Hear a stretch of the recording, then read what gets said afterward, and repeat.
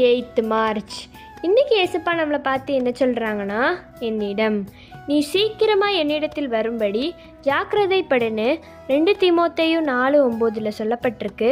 நம்ம நிறைய நேரத்தில் நிறைய கஷ்டத்தால் ஏசப்பா விட்டு விலகி போயிருக்கலாம்.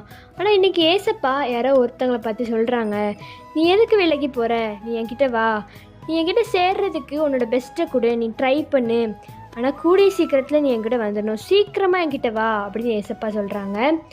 நம்ம எவ்வளோ தான் பாவம் செஞ்சாலும் ஏசப்பா நம்மளை அப்படியே விட்டுற மாட்டாங்க. நம்மளை தேடி வந்து நம்மளை அணைச்சிக்கொள்வாங்க.